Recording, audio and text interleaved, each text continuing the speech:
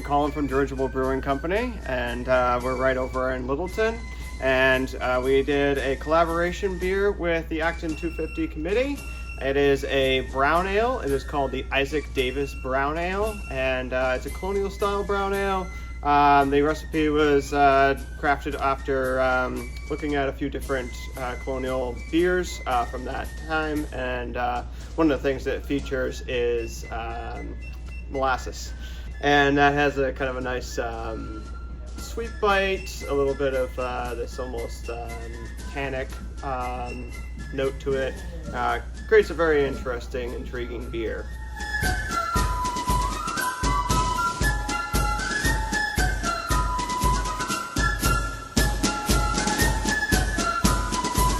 Good evening, welcome to the Discovery Museum. My name's Steve Trimble and I'm the chair of the Acton 250 committee. And we're very grateful that you're here. Around the room you'll see people with shirts like this on. This is the Acton committee. Dean Charter, Steve Crosby, who's not in one of these shirts because he's dressed in gear somewhere over there. Bob Ferrara, Ann Forbes, Mike Gowing, Ann Cadillac, who's on camera here, Bill Clower, Pam Lynn, Mary Price Maddox, who I think ushered you up here, she's back there, and Sue Peterman.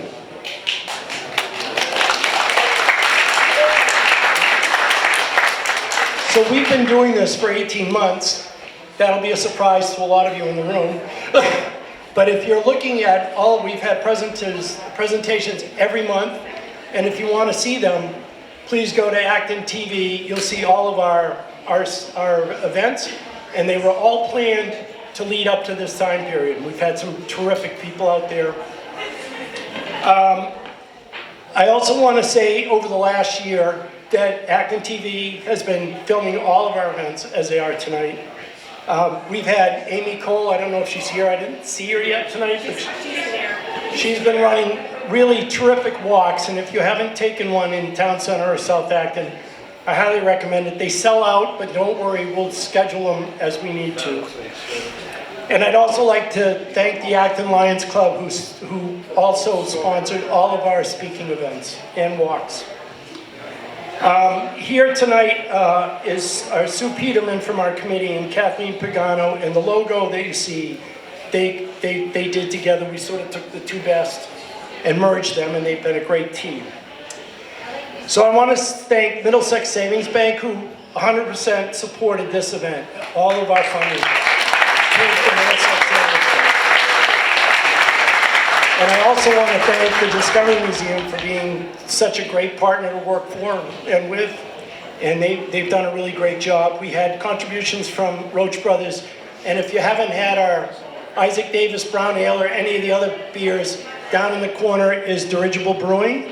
And they have really been helpful and great partners as well.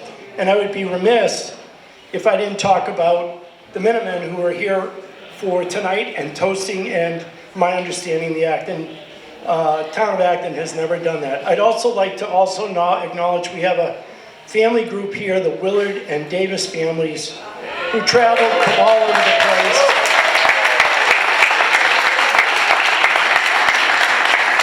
And I think their mission is to keep as many park rangers busy as possible this week. So they've been everywhere. So with that, I'd like to call Dean Charter up to get us started tonight. And again, thank you for coming. We're so excited to have you here. So on behalf of the Select Board for the Town of Acton, welcome. This has been a very long, drawn-out situation with trying to come up with not just a one-day event, but a multi-day event, trying to come up with something that would both entertain and educate folks. And I think certainly, I believe we've done it. I tip my hat specifically to Pam Lynn and Bob Ferrara and Ann Forbes, all from and Phil Clower from the History Subcommittee. I think all of us know at some level that there's more to the Revolutionary War story than what you learned years ago in high school. And I had no idea the levels that they would go to find the authors, to find the programs. It's been really fantastic. And it really is, it's much better than just a one-day blowout, frankly. So I've been delighted with the way things have gone.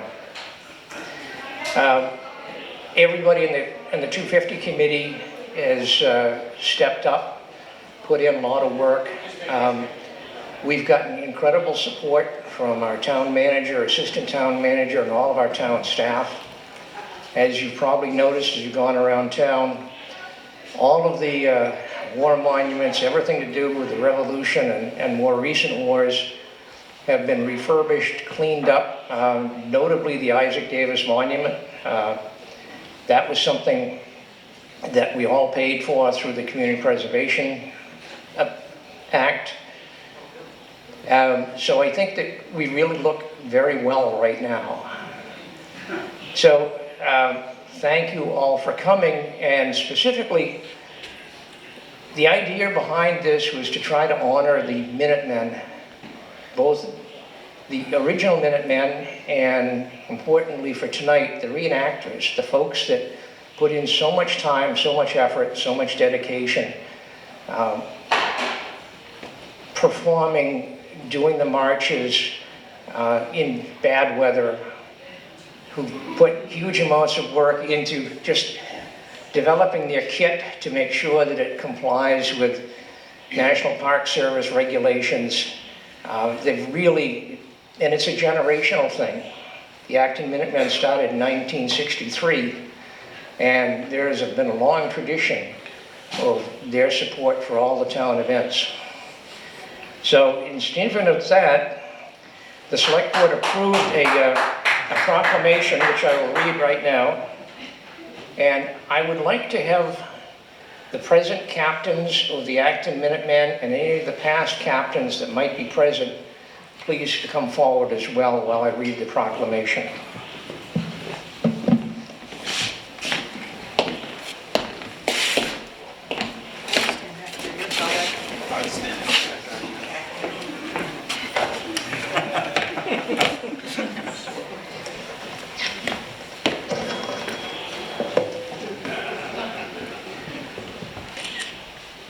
So, a proclamation of the Acton Select Board. Whereas the 250th anniversary of the Battle of the North Bridge is fast approaching, and whereas that historic battle, which marked the beginning of the American Revolution and resulted in the loss in battle of Acton residents Captain Isaac Davis, James Hayward, and Abner Hosmer, and whereas the sacrifice of those brave men and others have been commemorated by the modern Acton Minutemen reenactors since 1963, and whereas the modern Acton Minutemen have for many years served to educate about, commemorate, and celebrate American Revolutionary War history to the great benefit of all residents and visitors in Acton. Now, therefore, the Acton Select Board formally recognizes and thanks the Acton Minutemen for their inspirational efforts, extends best wishes, and encourages the organization to continue far into the future in their mission to commemorate the men and women who helped found our nation. Given this day, April 7th, 2025, in the Francis Faulkner Hearing Room, Acton Town Hall, by the Acton Select Board. 3 cheers for the Acton Minutemen! Hip hip! Hip hip! Hip hip!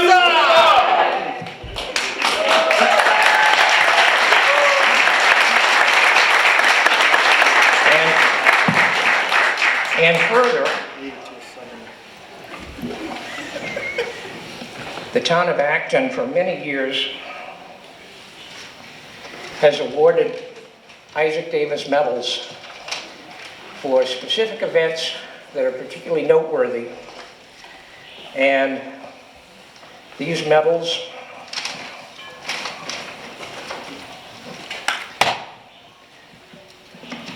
on one side shows the Davis Monument, and on the other side is a reproduction of the Acton Minutemen marching off to war. And I would like to present these to each of the captains of the Acton Minutemen.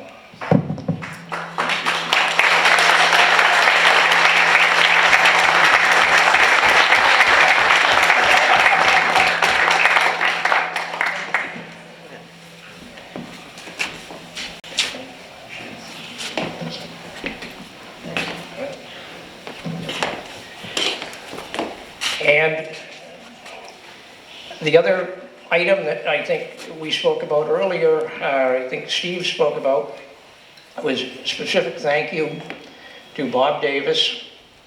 And thank you for your generous contribution, which was accepted by the select board at our last meeting. There'll be new monuments and new signage being installed throughout the Isaac Davis Trail. Thank you, Bob, wherever you are. There he is, waving back.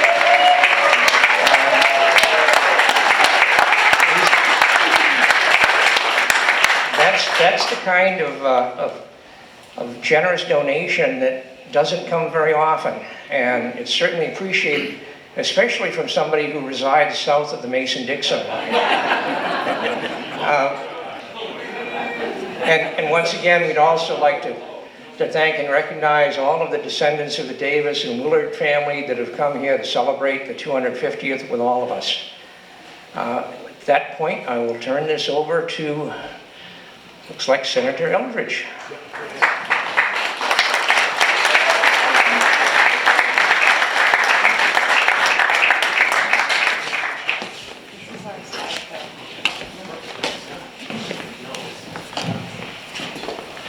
Thank you so much, Dean.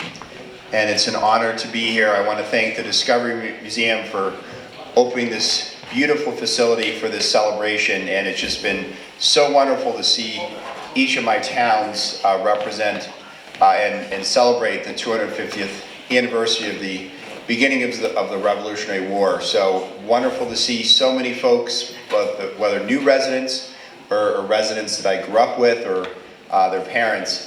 And it's my pleasure on behalf of myself, Representative Dan Cena, Representative, if you could just raise your hand, thank you for being here, and Representative Simon Cataldo to present some citations. But first I just want to say, as probably a lot of people here know, I grew up in Acton, just down the street in South Acton, and some of my earliest memories were going down whether to Jones Tavern or to Maple Street and to see the recreation of the ride of Dr. Samuel Prescott to Acton, and of course having the Minutemen there, the reenactors. And it was really my first connection to what a special town Acton is and what special history we have, and obviously contributors to the foundation of America. So I could not be more proud to be from Acton, to represent the town of Acton. And I want to note, though we couldn't be here today, Representative Simon Cataldo brought these two wonderful lanterns that were dropped off at the State House today. We will eventually get them back to the Norse Church, I'm sure. One if by land, two if by sea. Am I correct there?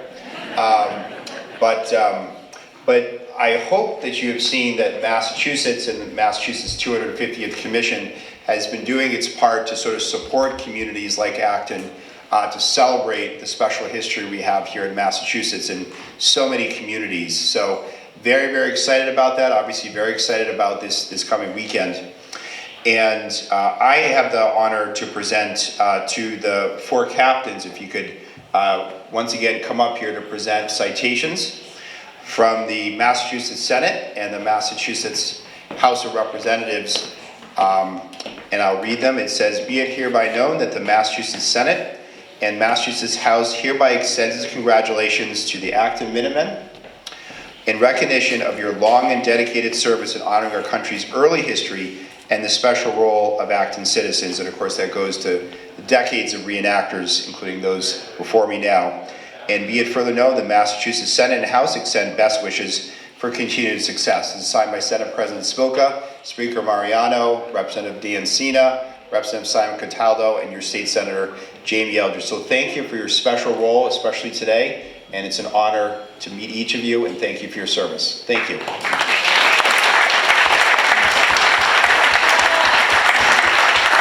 Back to Steve. Thank you. I did want to put a shameless plug in for our store, which is down at the end of the corridor. So if you have any inclination of getting anything, they're making clothing and everything on site. So there's pretty much everything. I think people thought we were Amazon because we've had a flood of orders and we don't stock that much. And I'd just like to say, and I know he's here and he'll hate this, but John Mangiarotti over here, town manager, amazing job this week. Steve, you're all set? So now on to the folks you want to hear from. I'm used to getting citations, but not that kind of citation. I'm happy about this one. So they wanted me to talk about the Acton Minutemen. And I know a little bit about the Acton Minutemen, but before I get going, I also want to thank Bob Davis and all of the Davis and Willard descendants that are with us. They have been planning this trip for how long? 15 months. 15 months. Long time. And there are a bunch of them. How many do you have? We have about 50 to 60. 50 to 60 descendants of the Willard and Davis family. That's fantastic. Let's give them all another round of applause.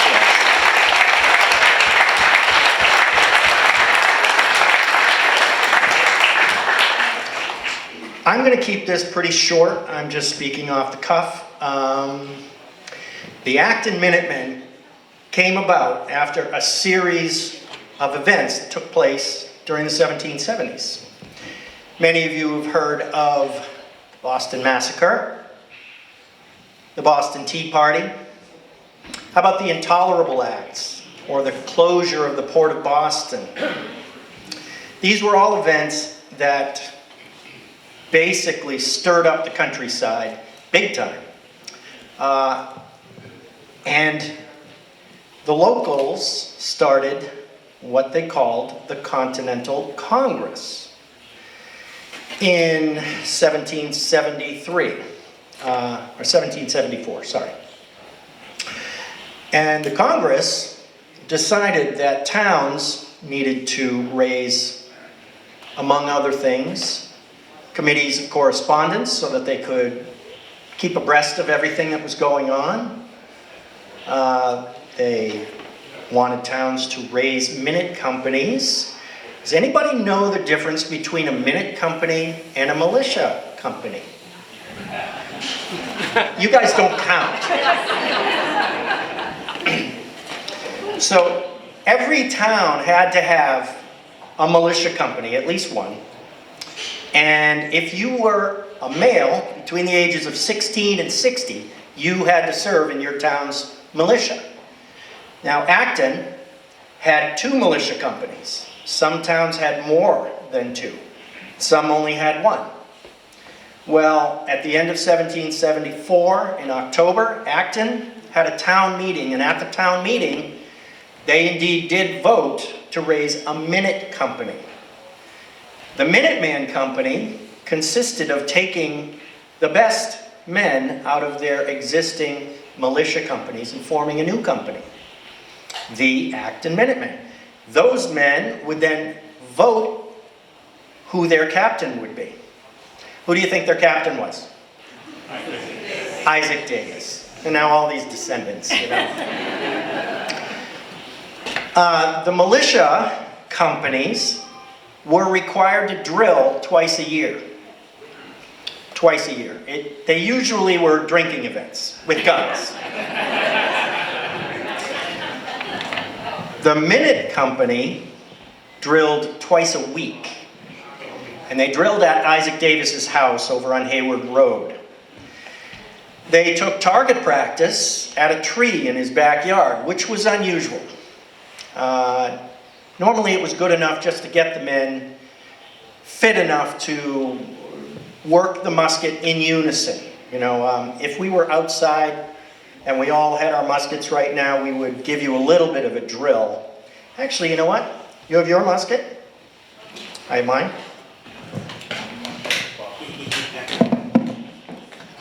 Hopefully that stays. Nice. shoulder. Mike, why don't you call out the commands? Use your outdoor voice. All right, we're going to go through the 1764 drill. Mike. Rest your firelocks. Shoulder your firelocks. Poise your firelocks. Shoulder your firelocks.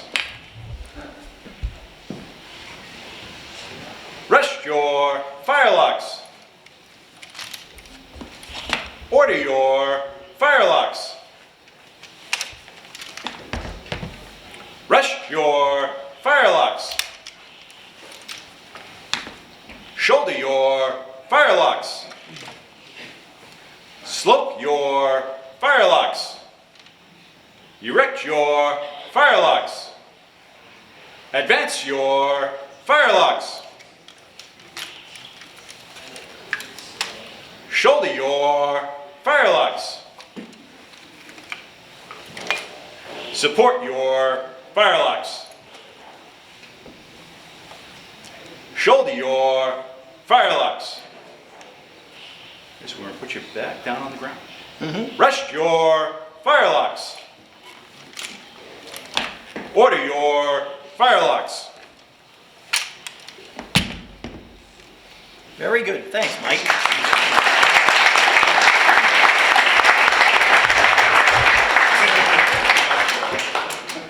Don't let me leave that there, okay?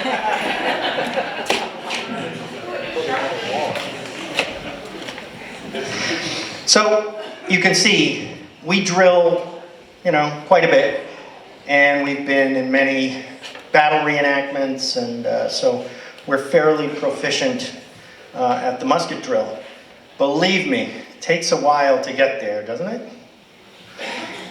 And when newbies come into the unit and we have to train them, it takes a long time to get them up to speed. And just for those of you wondering about reenactments, they are not allowed on the battlefield until they are fully up to speed on the drill, know how to use the musket and everything. So that musket drill is called the 1764 Manual of Arms. It's the same musket drill that the British regulars were using back in 1775. Now, when Paul Revere rode out of Boston, what was he yelling? The regulars are out, not the redcoats are coming. That came much later in a poem. The regulars, they were called the British Regular Army, and they were garrisoned in Boston. And they were sent out to Concord to find a stash of supplies there. Well, waiting for them when they got there were many Minutemen and militia companies that had heard they were coming because of Paul Revere, William Dawes, and who's the third guy? Samuel Prescott. This is a bright crowd. Samuel Prescott was from Concord itself, and he met the other two outside of Lexington. The three of them started riding toward Concord. They got pounced upon by a British patrol, and Prescott was the only one that escaped to make it all the way out to Concord and warn the people of Concord to hide all of these things that the British were marching out there to find. What kind of things do you think the Brits were searching for? Cannon. What else? Muskets, yeah. Musket balls. How about flour? And salted cod. Spoons. Yeah. Canvas for tents. They were fully outfitted for a campaign because everybody in the countryside felt something was coming. So the early morning of April 19th rolls around, 1775. Everybody knows Paul Revere rode out of Boston. He took the route across the water. William Dawes took the other route, got there an hour later, and nobody's ever heard of him. got to Lexington an hour after Revere. Anyways, the alarm makes it to Concord and then continues on because, as I said earlier, that Continental Congress came up with a lot of ideas, and one of the ideas that they came up with was a network of riders to spread the alarm when the you-know-what hit the fan. So these riders, once they got the message in Concord, headed off in all directions. And all along Revere's route and Dawes' route, there were other riders that were being activated and took off in different directions. So within hours, all the countryside had been alarmed and woken up. And this was all during the middle of the night. Acton got its alarm in the wee hours, first at the home of Captain Joseph Robbins. Robbins, remember I said Acton had 2 militia companies? Robbins was the captain of one of those militia. He had his 13-year-old boy saddle up his horse and take off across town to wake up the other militia and Minuteman leaders. Can you imagine how much trouble you'd be in now if you sent your son off in the middle of the night, 13 years old on a horse? But we recreate that every year. We'll be doing that on Friday this year from 5 to 6. It's called Robin's Ride. And we hope some or all of you can join us. It hits all the stops. It starts at the Robbins household on Concord Road, the cellar hole that's left. And then it goes to the Isaac Davis house, goes to the Faulkner house in South Acton, and ends at Liberty Tree Farm. So all of the leadership gets woken up in the middle of the night. They rouse their men with a prearranged signal. Does anybody know what that signal was? That's right. Stop it. Somebody said it over here. 3 shots. Okay, the captain would come out and fire 3 shots into the air. That was the signal to wake up, get out of bed. Whoever heard that would also fire 3 shots into the air. And so, little by little, you could hear the alarm being spread throughout the town, across all the farms and houses and households. And within a short time, the members of that unit would start gathering at the house of the captain. So that was all happening in the early hours of April 19th. At the Isaac Davis house, Hannah Davis had said that she made the men breakfast. That must have been a big breakfast. She helped them powder their wigs. They were rolling cartridges, and they were gearing up for what could potentially be a big confrontation with the British regulars, who were, at the time, the best army in the world, bar none. Here's the thing. Remember I said that the Minuteman companies were drilling twice a week? The British weren't. In Boston, they weren't drilling twice a week. None of the Brits, or most of the Brits in Boston, had never been in battle before. 22 of Isaac Davis's Minutemen were veterans of the French and Indian War. They were well trained. This was a well-trained group of men. Now, they marched off. They marched off to the Old North Bridge in Concord. It's between 6 and 7 miles. We recreate that every year, and we hope a lot of you will follow us this year and do the march with us. It's a great tradition. I did it when I was a little kid with my family many times, and I was lucky enough to lead the column for many years, and now Becky and Mike are doing a great job with the captain's role, leading that column and recreating that march, preserving that tradition. Our modern Minutemen have done this since 1963, when we reformed. So it is quite a tradition for us, and it's sacred to us. During COVID, we still did the march. It wasn't advertised, but we did it, a few of us, spaced apart, of course, and we preserved our tradition. So Isaac Davis and his Minute Company head off to the bridge. When they get to the bridge, they're kind of late to the party. They're one of the last units to arrive. There is a meeting taking place up on the hill, and they're trying to decide, do they want to advance on these British soldiers that are guarding the bridge? There's about 100 Brits guarding the bridge, and incidentally, we were all British still, right? Yeah. So it wouldn't be the British are coming, because that would be very confusing. So they're looking down at the British regulars that are guarding the bridge, about 99 of them. And by this time, there's about 350 to 400 militia and Minutemen up on the hill. So they had them outnumbered. The odds were good.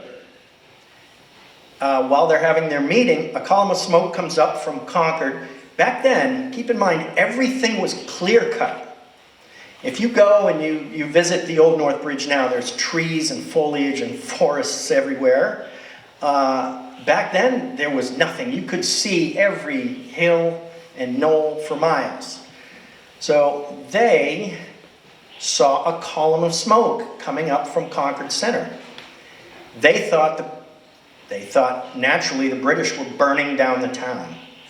So the cry went out, are we going to let them burn the town down? No, of course not. So what are they going to do? They're going to go down the hill and they're going to advance on those British soldiers. Well, who's going to lead?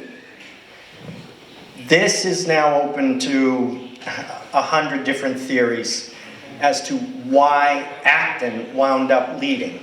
Was it because it was offered to one of the Concord units and their commander said, we'd rather not?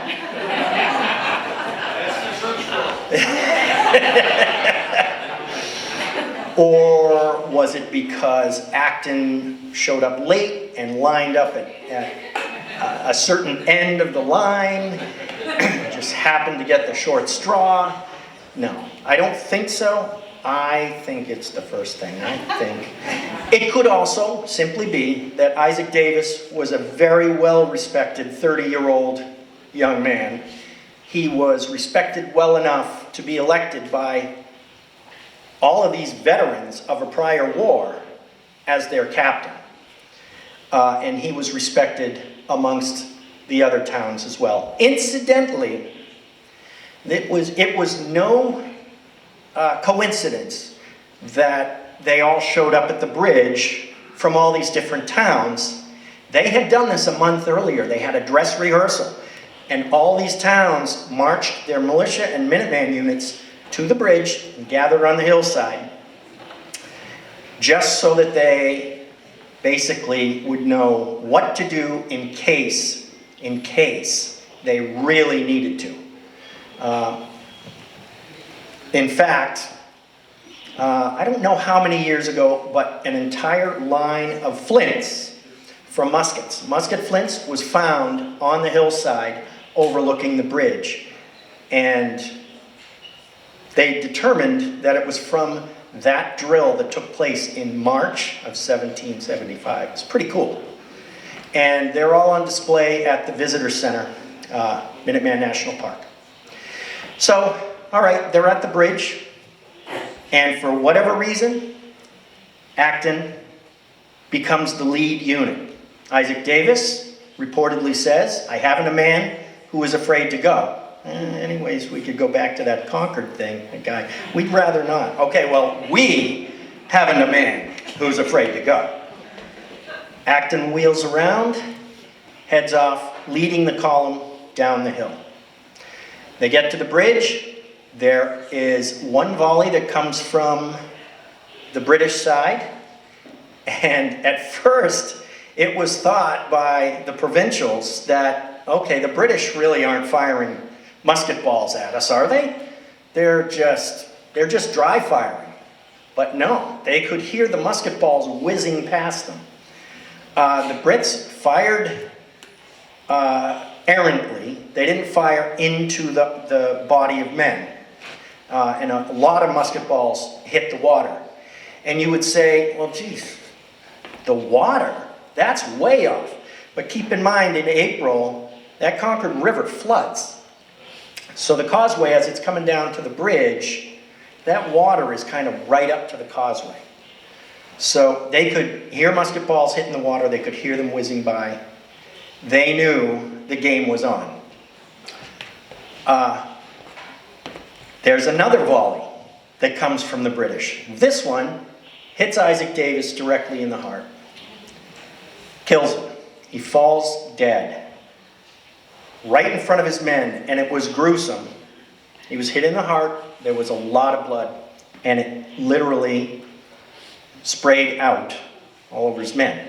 They were kind of in shock because this all happened really quickly. Now all of a sudden, they're at war. Abner Hosmer, right next to Davis, is hit in the head, and he falls. And he dies shortly thereafter. At that point, the call is given out to the rest of the men by Major Buttrick, who was right there at Davis's side. He said, "Fire, for God's sake, fellow soldiers, fire." They fired back, and this pitched battle took place for just a couple of minutes. They killed 2 of the British on the other side, and the British broke ranks and ran away. And that had not happened anywhere. That was a real turning point in the day. Everybody knows that the first shots were fired in Lexington, but it's debatable whether any of them came from the Lexington men or not. There may have been a few shots, but it was a massacre over in Lexington. And then as the British were moving out towards Concord in Lexington, they gave themselves a big cheer. Yay, that was the wrong thing to do. So when they got to Concord, they were turned back by the Acton Minutemen were all up front. Concord units from Lincoln, Carlisle, all the surrounding towns, 350 to 400 of them. So the British ran, and at that point, there was a lot of confusion in the provincial ranks. There were some men that wanted to charge over the bridge and chase them, and others that were like, "Nah, I'm out. I've had enough." And those men carried the bodies back up the hill to the Buttrick house on the hilltop. Eventually, a lot of Acton men continued on, and the pitched battle resumed about an hour later and went all the way back, 16 miles, back to Charlestown. It was a very bloody day. By the time the British got back to Charlestown, they were out of ammunition, and it's conceivable that if a couple of commanders on the provincial side had made some brave decisions, that they could have captured the entire British column because they were out of ammo, out of cannonballs, out of everything. But they didn't, and they allowed them to walk back into Charlestown. Later, there was the Battle of Bunker Hill. A lot of Acton men served there. And indeed, a lot of Acton men continued to serve throughout the whole Revolutionary War. Our unit portrays, naturally, the Acton Minutemen of day one of the American Revolution, but we also portray Simon Hunt's company, and he was the captain of Acton's West Militia Company. West Militia Company. And so we portray a unit that would have served later in the war. I want to reach out to anybody in the crowd here. If you are interested in what we do and portraying the Acton Minutemen in a living history way, it's very rewarding. And we go off every year and we go to battle reenactments, reenactment weekends. We do parades, we do ceremonies. We represent the town of Acton the best that we can. So I want to thank you all for coming here tonight.